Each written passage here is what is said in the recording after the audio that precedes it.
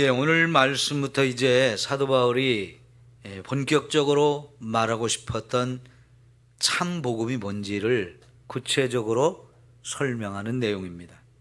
지금까지는 이 갈라디아 교회 지역의 교회들에게 들어와서 잘못된 거짓된 복음을 가르치는 사람들로 인해서 이 교회들이 미혹당하고 잘못된 방향으로 지금 가고 있는 걸 바로잡아야 되는데, 그러기 위해서 사도 바울 자신이 진짜 참 사도다 하는 얘기, 그리고 내가 전하는 복음이 진짜 참 복음이다 하는 이런 부분을 변론하는 그런 내용이었어요.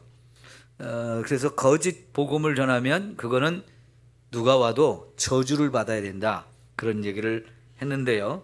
그러면 진짜 참 복음이 뭐냐? 이거를 이제 오늘부터 이야기하는데요.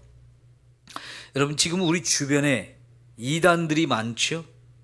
네? 그 이단들을 왜 누가 이단이라고 하나요?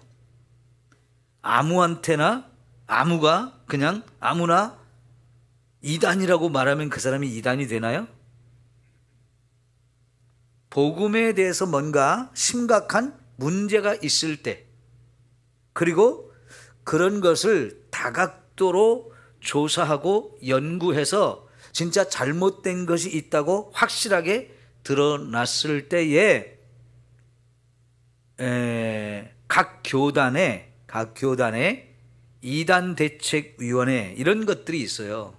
그런 데서 그 이단이 될 수밖에 없는 사람들의 가르치는 내용, 설교하는 내용, 이런 것들을 쫙 모아가지고 연구를 했을 때 이러한 부분이 정확하게 잘못됐습니다 라고 하는 것이 딱 드러났을 때 그 교단의 이름으로 총회에서 이렇게 이단이라고 확실하게 정리를 하는 거예요.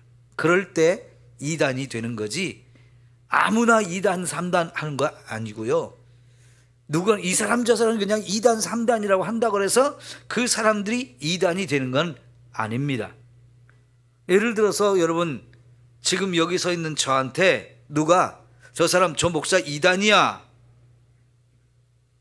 이러면 이거는 뭐 들을 것도 없는 거예요.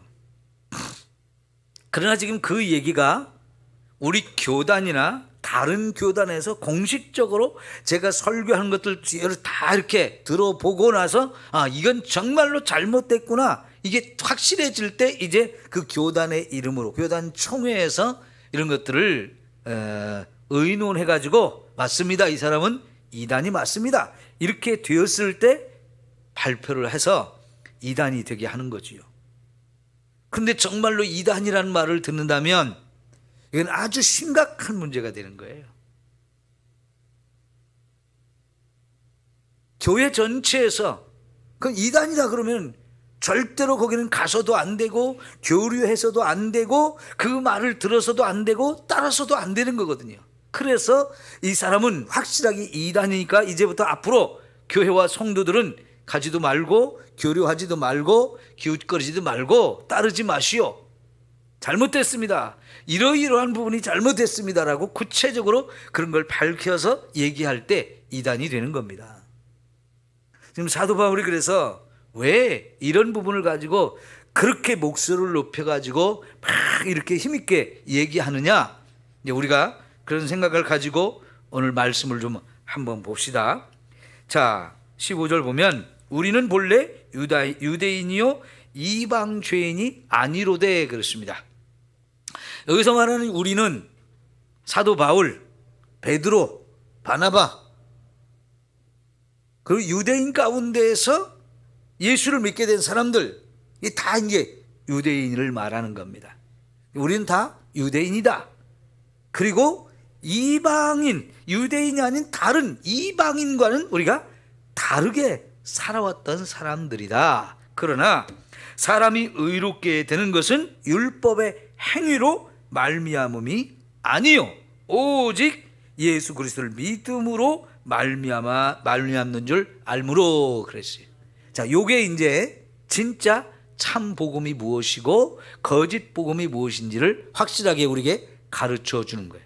그러면 여기서 거짓 복음은 뭐냐면 우리가 어떻게 의롭게 되느냐 했을 때 우리의 행위로 율법을 지켜서 의롭게 된다고 하는 건 다 거짓말인 거예요.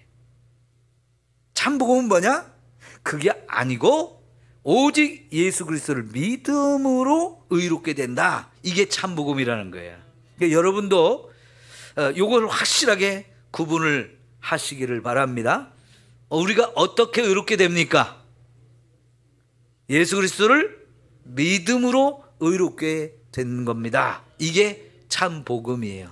그거 말고 에이 목사님 그것만 갖고는 부족한 것 같은데요, 율법을 잘 지켜서 내가 정말 착한 사람으로 살았다고, 내가 정말 의롭게 살았다고 그렇게 내보일 것이 있어야 하나님이 우리를 보고 아 참 너 의롭구나, 너 착하게 살았구나, 너는 이제 구원받았다 이렇게 인정해 주잖아요. 이거는 거짓말이에요. 이걸 여러분이 받아들이면 절대로 안 되는 겁니다. 예? 그러니까 예수님 이외에 내가 착하게 살고 내가 뭐 선한 일을 행하고 그래가지고 천국 간다. 여러분 안 믿는 사람들한테 우리 천국 어떻게 가죠? 그러면 다 그러잖아요. 착하게 살면 천국 간다. 이게 새빨간 거짓말인데 사람들은 그 거짓말을 다 머릿속에 집어넣어가지고 물어보면 다 그렇게 말을 해요. 이거는 진짜 우리가 그 말 그대로 수용해서는 안 되는 거고요. 우리가 그들에게 말할 수 있는 것 그거 아니고요, 예수를 믿어야만 우리가 구원을 받을 수 있습니다 하는 겁니다. 그러면 왜 우리가 착하게 살면 천국 간다는 얘기가 거짓말이냐 물어보면 되잖아요. 그럼 천국 갈 만큼 착하게 살았냐고. 아주 간단하잖아요. 천국 갈 만큼 착하게 살았어요? 아무도 자신 있게 대답하는 사람이 없어요. 그러면 자기도 못하는 얘기를 그렇게 생각하고 있단 말이에요. 그러니까 얼마나 어리석은 겁니까? 착하게 살면 천국 간다는데 천국 가고 싶어서 막 열심히 착하게 사냐? 그것도 아니고요. 정말 그렇게 노력하는 사람이 있다고 할지라도 가서 물어보면요, 글쎄요 내가 지금 착하게 살려고 무지하게 노력을 했는데 하나님이 인정해 줄지 모르겠어요. 이렇게밖에 못합니다. 여러분 대표적으로 착하게 살면 천국 간다, 그걸 가장 많이 믿고 있는 사람들이 불교인들이에요. 그 사람들은 천국이 아니고 이제 극락이라고 표현한 것 뿐이죠. 그러면 그 사람들이 여러분 스님들 얼마나 노력을 하는 사람이 많은데요. 일단 집을 떠나잖아요. 우리 속된 말로 집 나가면 뭐 한다고 그러죠? 예, 개고생이라는 말을 하잖아요. 이게 집에서 살면 모든 게 다 편안합니다. 근데 그 좋은 집, 편안하게 살 수 있는 집을 떠난다는 거, 평생 떠나서 다시는 그 집에 돌아오지 않고 내 가족 식구들하고 인연도 다 끊어버리고 이제 혼자 극락 왕생하기 위해서 이제 노력하려고 가는 거예요.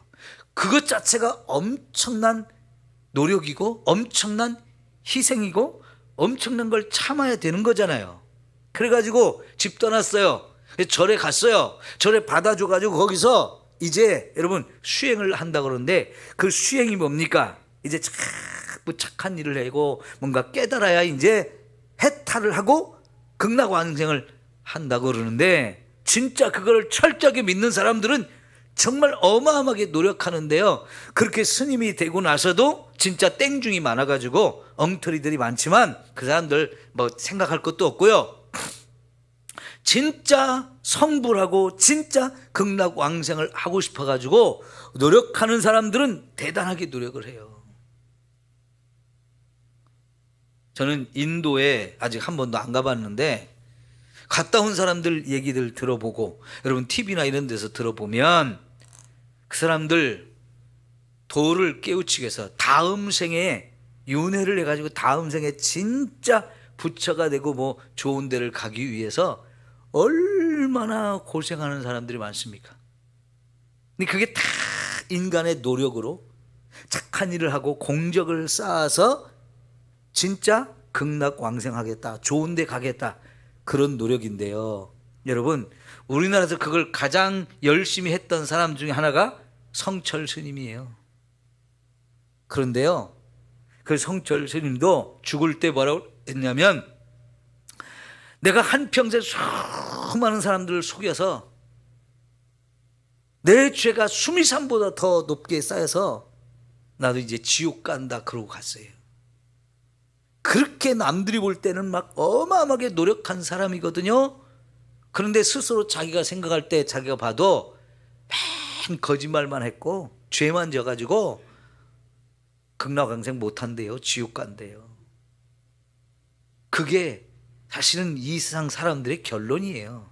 성경은 그걸 딱 한마디로 그냥 확실하게 정리해 주는데, 사람이 율법을 다 지켜가지고 그걸 통해서 의롭게 하나님 앞에 인정받을 사람 한 사람도 없다는 거예요. 그리고 이제 하나님이 우리에게 주신 복음은 뭐냐면, 그러니까 너희가 노력하고 너희가 힘써서 천국 가려고 하지 말고, 그거 헛된 짓이니까 그거 하지 말고 하나님이 보내신 구원자 예수 그리스도를 믿어라. 그러면 그 믿음을 통해서 우리를 의롭다 인정해주고, 그래서 우리는 그 사람이 천국 가는 거다, 이 얘기예요. 그것이 믿음으로 의로워진다 하는 얘기지요. 그러면 여러분, 예수를 믿으면 왜 의로워지는 거예요? 예수님이 저와 여러분의 죄를 다 짊어지고 십자가에서 나를 대신해서 죽어주시면서 형벌과 저주를, 그 죄에 대한 대가를 다 치르셨어요. 그래서 그 예수님을 믿는 사람들, 이 예수님이 정말 나를 위해 죽었습니다. 그 예수님이 내 죄를 다 가져가서 내가 받을 죄의 형벌을 나를 대신해서 받아주셨습니다. 그래서 그 예수님이 내 죄를 용서해 주셨습니다. 이걸 믿는 거거든요. 그러면 그게 이제 우리를 하나님이, 그래, 네가 내 아들 예수를 믿었고 그 예수가 십자가에서 너를 위해 죽은 거, 그걸 통해서 내 죄가 용서된 걸 믿으니까 이제부터 너는 아무리 많은 죄를 졌어도 내가 다 용서해주고 너를 의롭게 해준다. 이게 믿음으로 의로워지는 거예요. 그죠? 앞으로요, 여러분, 우리의 복음, 유일한 복음, 오직 예수 그리스도를 믿음으로 구원을 받는다는 거지요. 이거 외에 여러분 다르게 말하는 거 있으면 다 거짓말이고 엉터리인 거예요. 그럼 물어봅시다. 요한계시록에 보면 14만 4천 명이 나와요. 7장에. 그 14만 4천 명이 들어가야 천국 간대잖아요. 맞아요, 틀려요? 근데 왜 교회 다니는 사람들이 다 그 말에 속아가지고 신천지에 끌려가고 여호와 증인에 끌려가서 14만 4천 명에 들겠다고 막 그러는 겁니까? 이런 복음을 확실하게 마음속에 새겨놓지 않으니까 14만 4천 명에 들어가면 된다는 거야. 근데 그분들이 말하는 14만 4천 명이 뭐였느냐면, 신천지에서 처음에는 뭐라고 그랬느냐면요, 신천지가 14만 4천 명이 안 됐을 때 우리 열심히 포교해가지고 사람들을 끌어모아서 14만 4천 명이 되게 하자. 그러면 요 14만 4천 명은 그 사람들 그대로 이제 천국 간다. 그러면서 14만 4천 명이 되려고 막 사람들을 끌어당겼어요. 그러면 그 14만 4천 명에 들어가기만 하면 천국 가는 겁니까? 그 얘기는 뭐냐면요, 선착순으로 끊겠다는 얘기예요. 여기부터 100m까지 14만 4천 명 안에 들어오면 선착순으로 딱 끊어가지고 그 사람들 천국 보내줄게, 이 얘기예요. 그러면 누가 가는 거예요? 달리기 잘하는 사람이 가는 거잖아요. 그죠? 한 20만 명이 여기서 동시에 출발해가지고 100m 14만 4천 명 그 등수 안에 들면 천국 보내줄게, 그런 얘기랑 똑같은 거잖아요. 여호와 증인도 그렇게 얘기했어요. 근데 여호와 증인들이 14만 4천 명이 넘어갔거든요.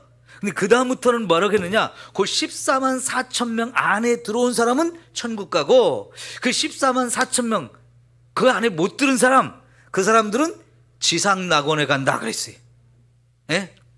천국하고 지상낙원하고 완전히 다른가 봐요. 그래가지고 그 14만 4천 명이 되기 전까지는 막 14만 4천 명 채워야 된다고 막 끌어갔어요. 근데 그들이 막 하다 보니까 14만 4천 명이 넘었어요.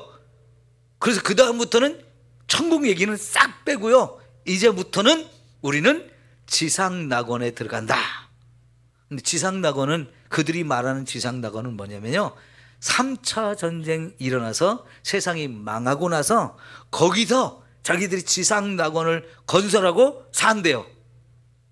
그러면 거기서 10골 차지할 사람, 100골 차지할 사람 이렇게 나눠준다 그러는데, 그럼 상상해 보세요. 3차 전쟁이 일어나면 세상이 어떻게 될 것 같아요? 진짜 이 땅에 지구에 3차 전쟁이 일어나면요, 지구가 핵폭탄을 어마어마하게 터뜨려 가지고 진짜 이제 지구 전체가 어마어마하게 파괴되고 핵무기로 오염이 되는 거예요. 그러면 여러분, 일본의 후쿠시마 원전 파괴돼 가지고 방사능이 엄청나게 오염돼 가지고 그 주변의 사람들 다 못 살게 쫓아냈잖아요. 그 앞에서 나오는, 바다에서 나오는 물고기 먹으면 안 된다고 막 이러잖아요. 러시아의 체르노빌 원자력 발전소가 거기 폭발을 해가지고 그 지역 일대가 완전히 이제 사람 들어가면 안 되는 출입 금지 구역으로 만들었어요. 다 파괴가 되는데, 근데 3차 대전이 일어나면 그거에 비교가 안 되는 어마어마한 핵무기들이 정말 많이 터질 텐데요. 그럼 이 땅에 안전하게 살 만한 곳이 있을까요? 그래서 나는 여호와 증인들한테 다 천국 가지 말고 지상낙원에 가서 마음껏 살라고 그래요. 근데 그 일을 얘기로 하면 14만 4천 명 안에 들어가면 된다는 거예요. 그건 선착순이라는 얘기예요. 선착순. 여러분, 그럼 달리기 잘하는 사람만 들어가는 거 아니에요? 그러니까 누가 먼저 여호와 증인에 들어갔느냐, 누가 먼저 신천지에 들어갔느냐, 그거 따지는 거라네. 그럼 일찍 들어간 사람은 14만 4천 원에 들어가고 나중에 들어간 사람은 못 들어가네요. 이거 거짓말이죠. 이건 복음이 아니지요. 복음은 뭐라고요? 예수님을 믿어야만. 예수님을 믿어야만. 이거 외에는 다 거짓말인 거예요. 거기다 뭘 붙이고 이것도 다 거짓말인 거예요. 그러니까 여러분, 이단은 정말 우리가 조심해야 되는 거거든요. 그러니까 이단이란 말이 끝이 다르다는 뜻인데요, 처음에는 똑같이 가다가 끝에 가서 싹 이렇게 갈라지는 거예요. 진리가 아닌 비진리 쪽으로 싹 갈라지는 거, 이게 이제 이단이 되는 거지요. 그러니까 여러분, 이단들의 이야기를 잘 들어봐서 이게 정말 뭐가 틀린지를 우리가 분별을 해야 되는데, 사실은 이게 이제 신학을 제대로 공부하고 성경을 많이 연구한 분들이 아니면 그런 부분을 여러분이 구별하기가 쉽지는 않아요. 그러니까 여러분, 여기저기 우리가 기웃거릴 것 없이 우리가 다니는 교회에서 말씀을 잘 배우면 그게 제일 안전한 것이고 바른 복음을 우리가 들으며 살 수 있는 거잖아요. 네. 자, 그 다음 봅시다. 네, 사람이 의롭게 되는 것은 율법의 행위로 말미암음이 아니요, 오직 예수 그리스도를 믿음으로 말미암는 줄 알므로. 이게 여기까지가 무엇이 거짓 복음이고 무엇이 참 복음인지 말했다고 그랬죠.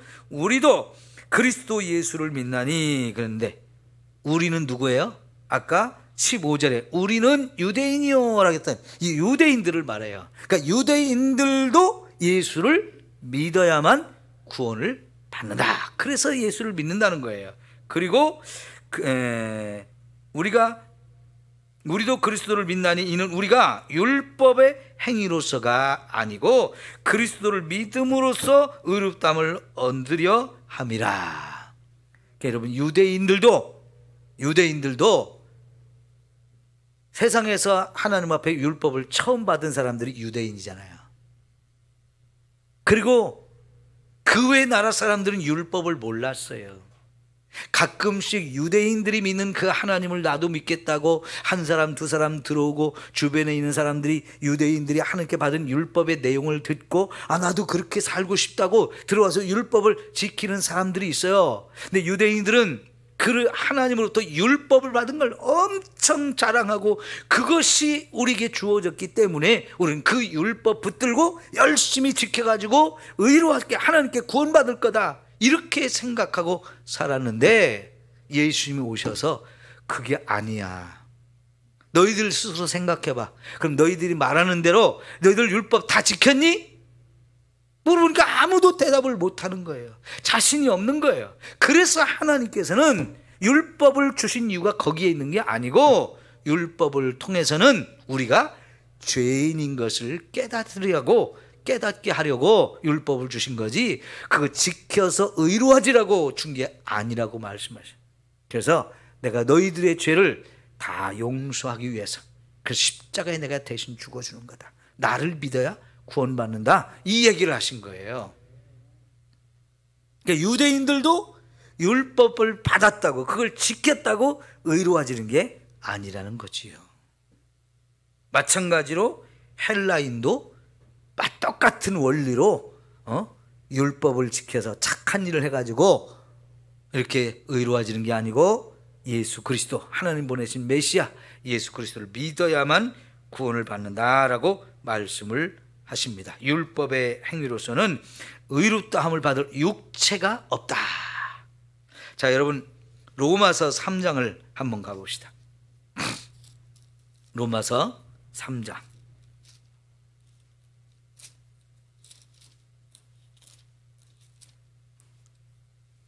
9절 볼게요. 9절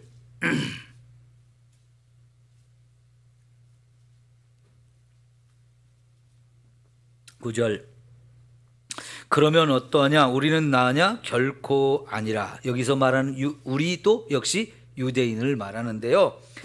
우리도 유대인이나 헬라이나 다 죄 아래 있다고 우리가 이미 선언하였느니라. 지금 성경이 말하는 것은 유대인이 됐든 헬라인이 됐든 다 죄인이라는 거예요. 지금 그러면 유대인들한테 할 때 너희가 율법도 받았고 하나님의 선택도 받았고 너희가 그 율법을 지키려고 정말 노력했는데 너희도 죄인이야 이 얘기하는 거예요.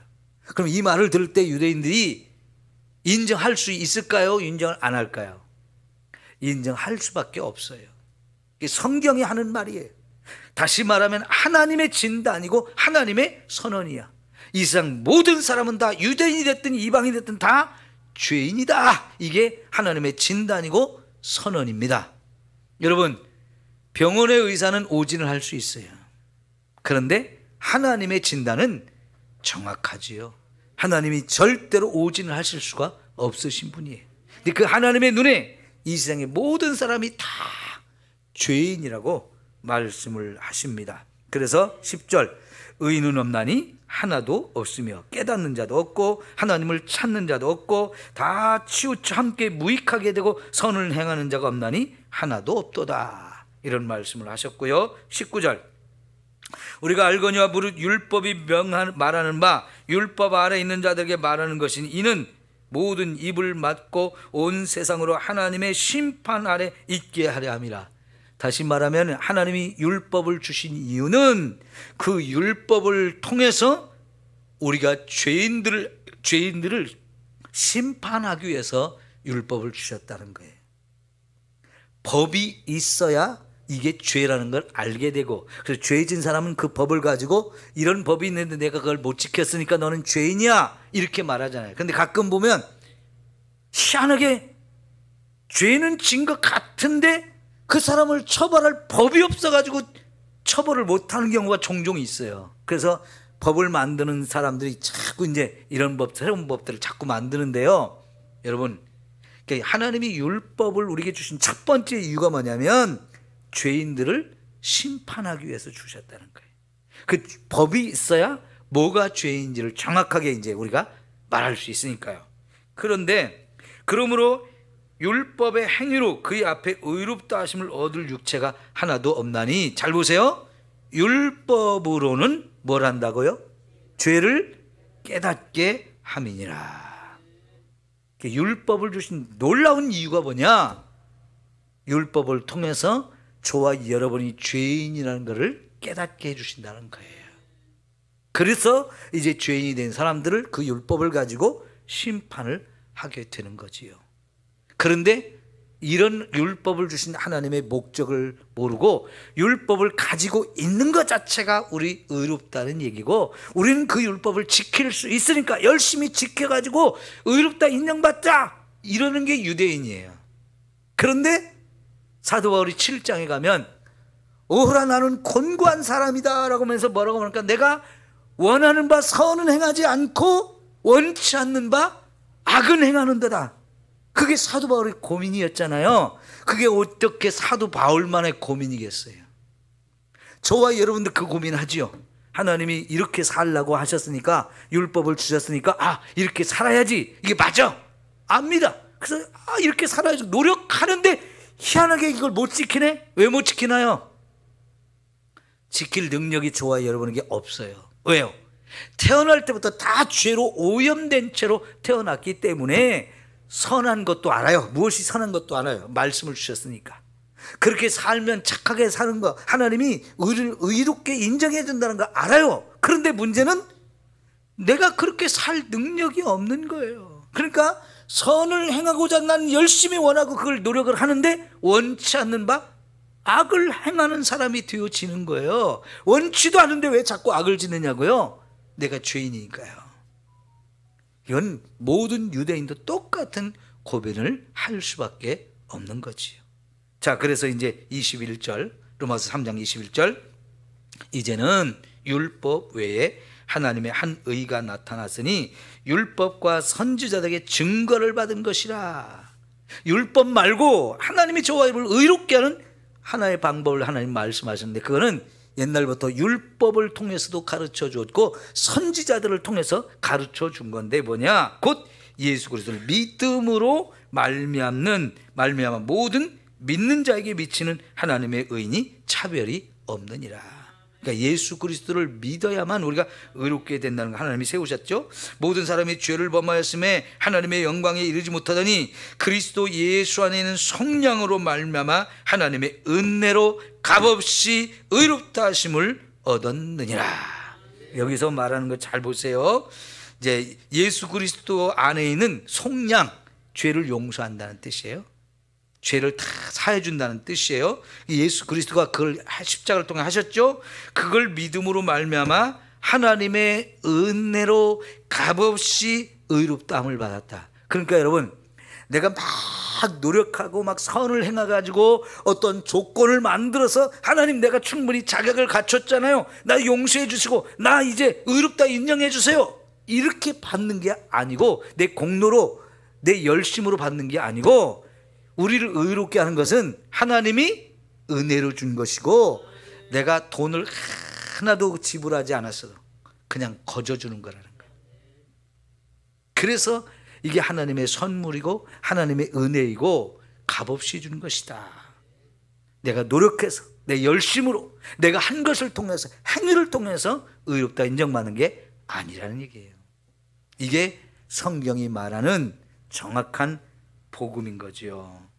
자, 여기 좀 더 봐도 되는데 그냥 시간이 없으니까요, 갈라디아서 2장으로 다시 넘어갑시다. 17절 봐요. 2장 17절. 만일 우리가 그리스도 안에서 의롭게 되려 하다가 죄인으로 드러나면 그리스도께서 죄를 짓게 하는 자니 결코 그럴 수 없느니라. 이게 뭔 얘기냐면요, 이제 우리가 예수 그리스도를 믿으면 구원받았습니다 하고 이제 예수를 믿었어요. 그런데 다른 사람들이 들어와서 그것만 갖고는 부족하고 율법을 지켜야 돼, 그 말에 혹해가지고 그런가 봐, 율법도 지켜야 되는가 봐 하고 율법을 지켜서 의로워지려고 하면 결국은 의로워지는 게 아니고, 아까 말한 대로 율법을 통해서는 내가 죄인이라는 걸 자꾸 드러내 주잖아요. 그럼 나 죄인인데 이렇게 되면 예수 그리스도를 통해서 우리가 죄를 짓게 되는 이런 결과밖에 안 온다는 거예요. 이런 건 절대로 우리가 따라가면 안 되고요. 만일 내가 헐었던 것을 다시 세우면 내가 나를 범법한 자로 만드는 것이다. 여러분, 헐었다는 것은 이제 율법으로 우리가 의롭게 되는 게 아니라고 율법을 뒤로 밀어놨어요. 근데 그걸 다시 일으켜가지고 그냥 율법을 지켜야 의롭게 된다니까 하면서 율법을 다시 붙들면 여러분 이거야말로 내가 스스로 다시 죄의 길 아래로 죄 속으로 들어가는 거와 똑같다는 얘기예요. 그래서 이제 19절부터 마지막 절까지 사도 바울의 자기 체험, 자기 경험을 말하는데요. 내가 율법으로 말미암아 율법에 대하여 죽었다. 율법에 대해서 완전히 죽은 사람이 되었다는 거예요. 율법을 다 내려놨다는 거예요. 네? 죽었다는 얘기는요, 죽은 사람 앞에 제사상 뻑적지근하게 차려놔도 눈 하나 꼼짝 안 하는 거예요. 네? 죽은 사람 앞에 막 평소에 먹고 싶은 거 잔뜩 차려놔 보세요. 아이고 이 집 맛있는 거 있네. 뻘떡 일어납니까? 아무 상관없어요. 빨가벗겨도 아무 문제가 없는 거고요. 불에 태워도 뜨겁다고 하지도 않아요. 왜요? 죽었으니까. 이걸 말하는 거예요. 율법에 대해서는 나는 이제 완전히 죽은 자다 하는 거예요. 여러분 이게 확실하게 세워져야 돼요. 네? 그래서 이제 20절에 너무너무 유명한 말씀을 여기 하고 있어요. 내가 그리스도와 함께 십자가에 못 박혀 죽었다. 나는 예수님과 함께 십자가에 못 박아 죽었다. 이 얘기는요, 예수님은 2000년 전에 저 골고다 언덕에서 죽으셨어요. 그런데 지금 2000년 후에 예수를 믿는 나도 예수님 거기 죽을 때 함께 죽은 거와 똑같다는 얘기예요. 제가요 지난번 성지 순례 가가지고 예루살렘에 이 골고다 언덕 가봤어요. 그런데요, 이 사람 저 사람 거기가 성지라고 막 건물 짓고 하도 사람들이 왔다 갔다 이상해가지고요, 골고다 언덕인지 아닌지 알 수가 없어요. 그냥 건물 막 잔뜩 쳐놓고 그 안에 여기가 골고다 언덕입니다 이렇게 해놨는데요, 도대체 거기가 골고다 언덕이라는 생각이 하나도 안 들어요. 너무너무 사람만 복잡하게 많고요, 막 건물만 이상하게 이 사람이 져놓고 또 다른 데 와서 또 그 옆에다 또 붙여짓고 또 붙여짓고 그래가지고요 아주 복잡하고, 아이고 난장판이에요, 난장판. 거기 가서 골고다 언덕 십자가 거기 뭐 십자가 세워놓고 막 그래놨는데요, 아무것도 느낄 수가 없어요. 네, 그런 거 아무 의미가 없고요. 진짜 우리는요 2000년 전에 예수님이 십자가에 죽으신 사건이 내가 예수님을 믿는 순간 2000년 후에 저 예루살렘이 아닌 이 대한민국 군산 땅에서 예수를 내가 믿을 때 예수님과 내가 신비롭게 하나가 되는 거예요. 그래서 예수님이 죽을 때 나도 예수님과 함께 죽었다는 거예요. 그리고 이제 예수님이 부활하실 때 나도 부활했어요.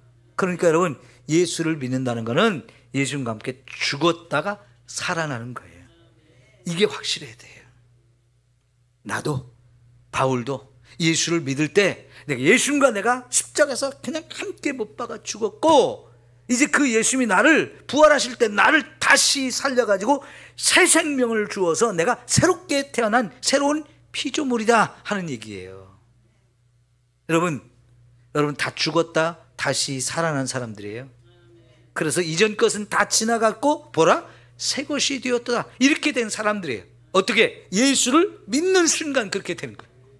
그래서 요한복음 3장 16절에서는 물과 성령으로 거듭났다, 다시 태어났다는 뜻이에요. 이걸 깨닫지 못해가지고 니고데모가 그러면 제가 하나님 나라 가려면 어머니 뱃속에 들어갔다 나와야 됩니까? 여러분 어떤 사람이 어머니 뱃속에 들어갔다 나올 수 있어요? 지금 방금 나온 아이도 다시 들어갈 수는 없어요. 그럼 어머니도 죽고 나도 죽는 거지. 그게 거듭나고 다시 태어나는 게 아니고 물과 성령으로 거듭나는 건데 예수를 믿는 순간. 그래서 여러분 그 요한복음 3장 1절부터 쭉 그런 니고데모한테 거듭남에 대한 얘기를 하다가 마침내 16절에 가서 하나님이 세상을 이처럼 사랑하 독생자를 주셨으니 이는 저를 믿는 자마다 멸망하지 않고 영생을 얻게 하신다. 믿는 자가 영생을 얻는데, 그 얘기는 예수 안에서 우리가 죽고 다시 태어나는데, 그 태어날 때 예전과 똑같은 몸을 가지고 똑같은 사람으로 태어나는 게 아니고 완전히 예수 안에서 새로워지는 새로운 피조물, 하나님의 아들, 딸로 다시 태어나게 되었다. 근데 그 사람은 이제는 죽음을 이기고 영원히 살 수 있는, 천국에 갈 수 있는 사람으로 우리가 다시 태어난다는 뜻이에요. 그러면 여러분, 우리가 새로운 피조물이 죽고 다시 태어나서 새로운 피조물이 됐다고 그러는데, 그 지옥에 멸망당할 사람이 천국 갈 사람으로 태어났다는 얘기도 되지만, 이제 이 땅에 저와 여러분이 살아있는 동안에도 완전히 인생이 바뀌어지고 새로운 삶을 살아야 하는 존재라는 거예요. 근데 여러분, 아유, 저 사람 예수 믿더니 정말 달라졌네, 새 사람 됐네, 이런 말을 우리가 들어야 되는데, 안타깝게도 저 예수 믿는다고 하더니 별거 아니네, 이런 소리 더 많이 듣잖아요. 왜 그래요? 내가 새로운 피조물이 됐다는 것을 잘 모르기 때문에 그래요. 그래서 성경은 그런 걸 가리켜서 개가 많이 처먹고 배가 불러서 토해놓고 그걸 다시 또 먹는 거고 똑같다고 그런 거예요. 돼지를 싹 목욕을 시켜가지고 돼지우리도 깨끗하게 청소해놓고 다시 깨끗하게 살라고 넣어줬더니 얼마 안 전에 금방 싸붙여가지고 그 안에서 또 뒹굴어가지고 목욕시킨 거 아무 의미가 없어지는 거 똑같다는 얘기예요. 여러분, 우리 그렇게 살면 안 되는 거지. 그래서 여러분, 그 다음에 사도 바울이 말하는 얘기가 뭐냐면, 그런즉 이제 내가 육체 가운데 사는 것은, 그런즉 이제 내가 사는 것이 아니오 오직 내 안에 그리스도께서 사신 것이다. 나는 죽었고 내 안에 누가 사느냐? 예수 그리스도가 사시는데, 나는 죽었으니까 예수님이 내 안에 사는데 나는 주인이 아니고 예수님이 주인이 되는 인생이 되어야 된다는 거예요. 지금까지 우리가 예수 믿으면서도 여전히 내가 내 인생의 주인 노릇하며 살았잖아요. 그러니까 예수님과 상관없는 길로 자꾸 가면서 예수님 욕먹이는 짓을 우리가 자꾸 하면서 살았어요. 이제부터는 이것이 우리가 확실하게 변해야 되는데, 자, 따라합시다. 주인이 바뀌었습니다. 주인이 바뀌었습니다. 그러면 주인이 와서 우리한테 뭐라고 하면 방 빼. 네? 방 빼라는 거예요. 이거 너 집 아니야. 네가 주인 아니야. 내가 주인이니까 방 빼. 이렇게 말씀하시는 거예요. 여러분, 우리 주인 확실하게 바뀌었음을 우리 선포하셔야 돼요. 그리고 주님이 명령하시는 대로 제가 따르겠습니다. 우리가 자꾸 예수님을 주님이라는 이유가 여기에 있는 거예요. 예수님이 내 인생의 주인이고 내 삶의 주인이고 내 모든 것의 주인이고, 그래서 나는 주님의 것을 조금 맡겨주셔서 쓰고 사는 것뿐이고요. 그렇게 사는 동안에 주인이 말씀하시는 대로 살아야 되는 인생인 거예요. 이게 맞는 거거든요. 주인이 바뀌었습니다. 예? 여러분, 주인이 바뀌었어요. 예수님이 주인이고 예수님이 말씀하는 대로 우리가 순종하면서 살아야 되는 거예요. 이 주인이 안 바뀐 사람들이 문제예요. 여전히 내가 주인 노릇하려고 하는 사람이 문제인 거예요. 그래서 이제 그리스도께서 사신 것이, 이제 내가 육체 가운데 사는 것은 나를 사랑하사 나를 위하여 자기 자신을 버리신 하나님의 아들을 믿는 믿음 안에서 사는 것이라. 내가 나를 위해 사는 게 아니고 나의 주인이 되신 예수님을 위해 사는 인생이다 하는 거예요. 오늘 저녁에 여러분 집에 가셔서 주무시기 전에 한번 곰곰 생각해 보세요. 여전히 내가 나를 위해 사는 인생인지, 정말 내가 주님을 위해 사는 인생인지, 여전히 내 것이라고 자꾸 움켜쥐며 사는 인생인지, 주님 것이니까 주님 뜻대로 쓰십시오. 여러분, 그 예루살렘에 예수님이 들어가실 때 낙이 필요할 때 그 가져오라고 그랬는데 그 낙의 주인들이 그 왜 나귀를 내 건데 끌고 가려고 그래요? 그래서 뭐라고 그랬어요? 주가 쓰시겠다 하라 그랬어요. 그 주인이 쓰시겠다. 그 나귀의 주인은 그 기르는 사람이 아니고 예수님이 주인이래요. 그 주님이 지금 쓰시겠다고 하니까 그 사람 그럼 가져가시라고. 네? 얼른 가져가시라고. 그게 진짜 주인이 바뀐 거예요. 근데 우리는 어때요? 여전히 이것도 내 거, 네 것도 내 거 그러면서 살잖아요. 이거 아니에요. 내 생명도 주님 것이에요. 내 몸도 주님 것이에요. 여러분 몸 좀 이제 덜 아껴야 돼. 물론 연세 드시면 아끼고 싶어도 못 아끼지요 뭐. 네. 어쨌든 여러분 몸 아끼지 말고 주가 쓰시겠다면 내드려야 돼. 그게 주님이 기뻐하시는 인생. 우리 인생이 그렇게 바뀌어야 된다는 거지요. 마지막, 내가 하나님의 은혜를 패하지 아니하노니 만일 의롭게 되는 것이 율법으로 말미암으면 그리스도께서 헛되이 죽으셨느니라. 이게 굉장히 중요한 문제예요. 내가 율법으로 의롭게 되려고 노력하는 사람, 그 사람은 예수를 헛되게 죽게 한 사람이라는 거예요. 여러분, 왜 하나님이 예수님을 이 땅에 보내가지고 굳이 십자가에 죽였습니까? 그렇게 하지 않으면 저와 여러분의 죄가 용서될 수가 없기 때문에 그 아들 예수님을 십자가에 죽인 거잖아요. 그런데 이제 그 예수님의 십자가의 죽으심을 통해서 그걸 믿음으로 우리가 의롭게 되는데 이거 무시해버리고 나 율법을 지켜서 의롭게 될래요. 그러면 예수님을 십자가에 죽은 걸 헛되게 죽게 만들었다는 거예요. 여러분 이게 말이 안 되잖아요. 예수님이 헛되게 죽게 만드는 거, 이거는 정말 엉터리 복음이고 가짜이고 저와 여러분 절대로 받아들여서는 안 되는 거거든요. 이 부분은 이제 앞으로 더 설명이 나올 거기 때문에 오늘 여기까지 하겠습니다.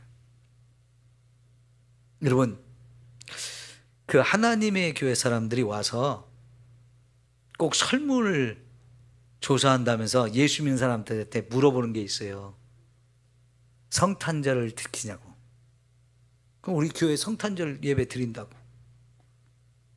그거는 그 사람들이 뭐라고 설명하냐면 그거는 이방 신들을 섬기는 거지 예수를 섬기는 게 아니다라고 이렇게 또 거짓말을 해요. 그 다음에 유월절 지키냐고 또 물어봐요. 유월절 지켜야 돼요? 안 지켜야 돼요? 지켜야 된다고요? 이렇게 엉터리라니까요, 권사님. 자기네는 유월절을 지킨대요. 그래서 자기들이 진짜래요. 거기에 우리는 유월절 안 지키는데? 성경에 유월절 있는데? 우리는 왜 안 지키지? 근데 저 사람들은 지킨다니까. 그게 맞는가비요? 이러는 거예요. 교묘하게 그 사람들이 속이는 거거든요. 여러분, 유월절은 예수님이 십자가에 죽으심으로 거기서 유월절을 완성시켰어요. 구약시대는 예수님이 오실 때까지 계속 유월절을 지켜야 됐어요. 그때마다 양 잡아야 됐고 소 잡아야 되고 이래야 됐는데, 그런다고 해서 지금 하나님의 교회 사람들이 양 잡고 소 잡았고 제사 드리나요? 아니에요. 그러면서도 지들이 유월절 지킨다고 엉터리로 얘기하는 거예요. 근데 우리는 유월절을 내가 지키는 게 아니고 예수님이 지켜서 성취하셨어요. 그래서 예수님을 믿으면 우리는 유월절을 다 지킨 것이 된 거예요. 그 유월절 정신이 뭡니까? 애굽에서 나올 때 우리가 죽어야 되는데 나를 대신해 죽어주는 어린 양, 그래야 그 어린 양이 죽어야 장자가 죽지 않고 장자가 살아나는 거잖아요. 그걸 기념해서 계속 지키는 거잖아요. 그 얘기는 그 어린 양이 우리 죄를, 나를 죽어야 할 나를 대신해서 우리 죄를 짊어 십자가에 죽어주심으로 완성을 시켜줬기 때문에 저와 여러분은 유월절을 이미 지킨 사람이고 안 지켜도 되는 거예요. 지금 우리가 유월절을 계속 지킨다면 그럼 뭐가 되겠어요? 예수님 십자가에 죽은 거 엉터리로 만드는 거예요. 그 예수님 죽으나 마나 그렇게 만드는 거란 말이에요. 그러니까 유월절 지금 지켜야 돼요? 안 지켜야 돼요? 안 지켜야 되는 거예요. 예수를 메시아로 인정하지 않는 유대인들은 지금도 유월절을 지키려고 하는데 문제는 자기들이 그 유월절을 지킬 성전이 없어가지고 성전이 없어서 그 사람들 지키고 싶어도 못 지켜요. 근데 이 하나님의 교회 사람들이 난데없이 자기들이 유월절을 지킨다고, 말이 안 되는 거예요. 진짜 그러면 예수 그리스도의 십자가의 죽으심을 헛된 것으로 만드는 거지. 이해가 되시죠? 예. 그러면 여러분, 오늘 설교 내용은 아니고 성탄절이 예수님 생일이에요, 아니에요? 아니죠? 예수님 생일은 성경에도 안 나와요. 안 가르쳐 주셨어요. 굳이 뭐 이게 생일이라고 그러면 안 되고요. 그럼 성탄절이 뭔 날이에요? 생일도 아닌데? 예수님이 태어난 것을 기념하며 기뻐하고 감사하는 날이지, 꼭 그날이 12월 25일이 예수님이 태어난 날은 아니에요. 아무도 몰라요. 천국에 가야 알 수 있어요. 그러면 하나님의 교회 사람들이 말하는 게 뭐냐, 성탄절이라는 걸 처음 지키는 때가 400년 지나서, AD 400년 지나서 지키기 시작했어요. 왜냐하면 AD 313년에 콘스탄틴 로마 황제가 기독교를 로마의 국교로 정하고 나서, 그 전에 로마 사람들이 수많은 신을 많이 섬겼는데 가장 많이 섬기는 신이 태양신이었어요. 근데 그 태양신을 가장 많이 섬기면서 그 태양신에게 가장 큰 제사를 드리고 축제를 벌이는 날이 12월 25일이었어요. 그런데 예수 믿기 전에 그 행하던 짓을 하루아침에 버리지를 못하는 거예요. 여전히 예수를 믿는데도 태양신 섬기던 그 절기에 모여가지고 막 축제를 벌이고 제사를 지내고, 그러니까 이걸 지키지 말라고 말을 안 들으니까요. 그러면 이 날을 바꾸자. 그 날을 태양신을 섬기는 날로 하지 말고 예수님이 태어난 걸, 탄생한 것을 기념하면서 우리가 예수님께 영광을 돌리자. 그렇게 해서 만들어진 게 성탄절이에요. 이해가 되시죠? 그러니까 우리가 성탄절 지킨다고 해서 태양신 섬기는 것은 절대로 아니란 얘기예요. 여기 하나님 교회 사람들이 와서 막 그런 거 갖고 여러분 공격하면, 그런가? 여러분 헷갈리지 마시고 설명을 차근차근히 잘 해주실 수 있겠죠? 네, 그래요. 기도합시다.